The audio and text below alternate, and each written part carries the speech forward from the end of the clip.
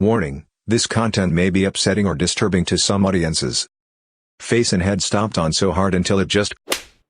Former convicts of Reddit, what did happen to pedophiles in prison? I was in jail last year for drug charges. They put a convicted groper into our unit because the regular sexual charge unit was full or something. Anyways, I paid someone 2 soups to grope him. We were all watching TV when I hear my nig call my name behind me. He was standing right behind the groper, and reached around him and squeezed the hell out of his fat tits. This dude jumped out of his seat and everyone laughed. Best soups I ever spent. Spent 10 months in the Texas prison system for manslaughter. My first offense, and it was an accident, which is why it was a short sentence. They were typically berated and yelled at pretty badly. Most of them that stuck around the Gen Pop dorms were honest and just perverts. She was 16, he was 22. That kind of stuff. We had one guy, raped both his daughters from 4 on up. Finally his then 14-year-old hid her cell phone and recorded it happening to her younger sister. Spoiler, this is graphic. One night I woke up to pee and my neighbor, bed at my feet, we were in rows, pulled me back down. Told me not to go to the bathroom. I'm new to this and don't know any better and brushed it off. Anyways, 3 guys had the Chester pinned down raping him. At this point all I really saw was blood or crap and then his face. It looked like a sock wrapped around a broomstick shoved sideways in his mouth to keep him quiet. The scary part was the sound. There were 56 men in the storm. There wasn't enough sound to wake up hardly anyone. All this lasted maybe 1 second and I went back to bed. I didn't sleep that night or the next at all. That man spent the rest of the time I had there with his head down, or swinging wildly at anyone who even looked at him wrong. The worst part is almost everyone acted like it was normal, and I didn't do a damn thing about it. I went with the flow. I lived in the same large, gymnasium-sized, room for 5 months with him and could never look at him knowing I didn't help. Prison is hell. People act like it's what they deserve. If our government's elects spent 1 week in a prison we would see reform so fast. I only made it because I was smart.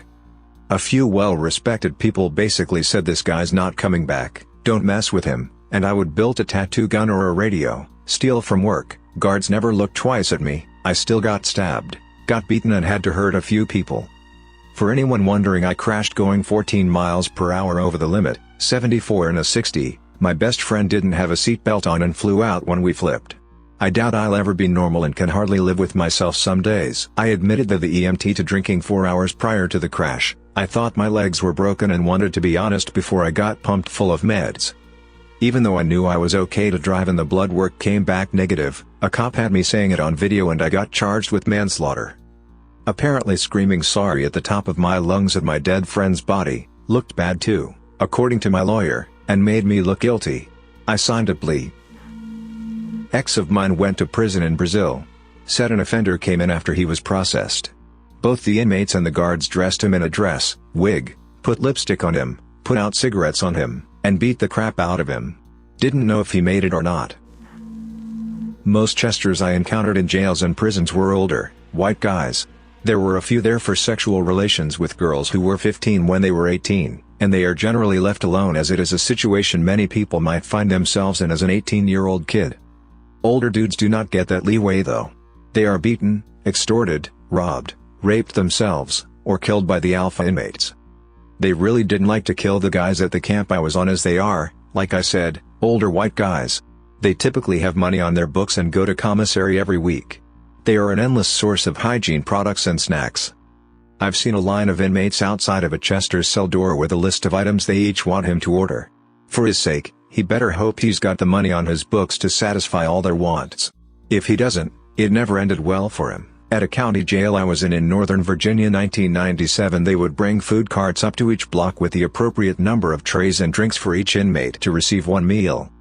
It wasn't exclusive to Chester's, but if you saw a guy grab 2 trays back to back through the food slot, you knew someone either A, wasn't going to eat because of their crime, or B, they were put on a diet because whoever grabbed 2 trays thought that person was trash. Normally though, they would announce to the rest of the block whose tray they were taking to alleviate any potential confusion in case one of their boys was the guy going without. Funny part is, most people didn't even eat the food.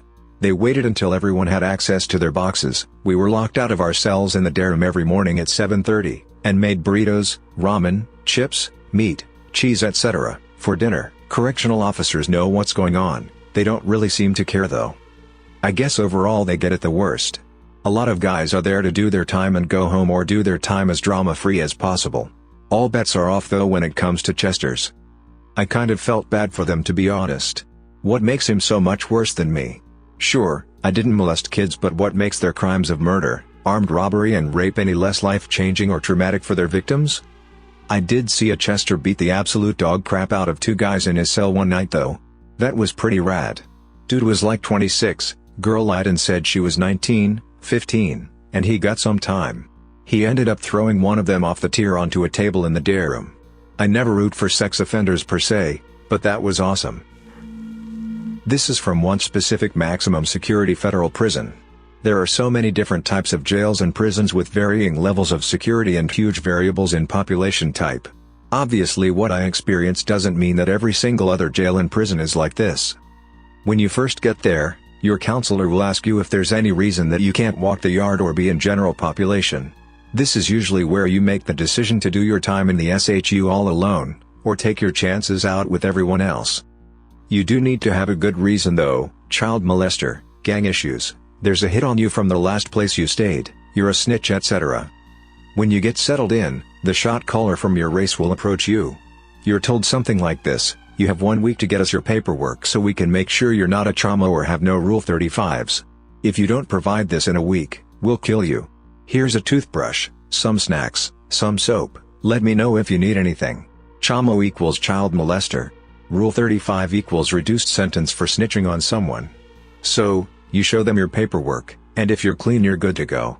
If you don't show paperwork, or you're not clean, you will be killed within the next week. For some reason, new guys do not take this seriously. They either don't produce their paperwork, or they actually produce it knowing that there's less than desirable stuff on there. What happens to them? Stabbed 27 times all in a matter of seconds. Face and head stomped on so hard until it just cracks open and gunk leaks out. Mouth and jaw shattered with a pool stick or pool ball. 2 guys killed in about 60 seconds by a tiny Mexican holding just a bocce ball. Native Americans pretend like it's all good. 10 of them go into the sweat lodge for religious reasons, only 9 come out. 10th guy had a clean gash in his head from a shovel. Cellmate hung the guy with a bedsheet to make it look like suicide. Why do these guys take chances with trying to be in general population? Because the SHU sucks. You're by yourself, no TV, 3 showers a week, no access to things like the prison barber, limited access to phones, video visitations, constant video monitoring to prevent suicide. And every 18 months they ship you to a new prison. If you're looking at 40 years for child rape, that can be a long time to live in those conditions. Sometimes guys will stay in general population knowing that they will get killed, simply because they don't want to be there but can't commit suicide in the SHU. I work in a medium security state prison, and the short answer is nothing. Most COs are not allowed access to inmate records, and the ones who are don't usually spread it for fear of doing the paperwork involved with a stabbing. In our facility, inmates who act properly get a room to themselves, and this is by far the biggest deterrent to any misbehaving. Also, the saying here is, in prison you can be whoever you want. Many openly lie for fear of retaliation. In the rare case where the info gets out, they will be shunned by groups they don't really affiliate with anyhow. They most often find a level of acceptance with the many religious groups inside. Also in my facility, rape is almost unheard of. The sex there is almost entirely consensual, to the point of evenly distributing the punks amongst the blocks. I did 6 months in current Fromhold Correctional Facility, didn't even make it to Gen Pop before 2 huge guys from the same street found out that some Asian dude was in for touching his niece. This guy, my god, they approached him at lunch and snatched away his tray first. The bigger of the 2 slapped him so hard, it almost hurt me while screaming, "So you like to hurt little girls?" Followed up by the man who took the tray hitting this little Asian guy with a straight-up sucker punch that laid him out flat. After that, I'm pretty sure every inmate on C block stopped his head.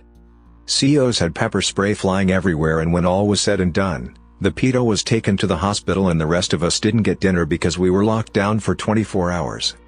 That was only quarantine. The whole thing could have been avoided if there wasn't a giant whiteboard with everyone's name, inmate number, and charges written all over it. I've been in a few times and it's never good. I've seen guys beat near to death, choke out the shampoo bottles shoved in their butts. I have seen them kept on the block for days to be starved and extorted, and I also work in the kitchen where when the tray is for protective custody. We and the guards are made to spit on them, threw the stuff on the floor, pretty much anything you can imagine. A few places weren't as harsh because it was short-timers who weren't gonna risk too much, but the higher the security the worse they get it, but nowadays they pretty much get their own prison so they aren't assaulted and killed. Thanks for listening to Radio TTS. Subscribe and like if you enjoyed disturbing and dark videos. We do also have some happy dandy duty content.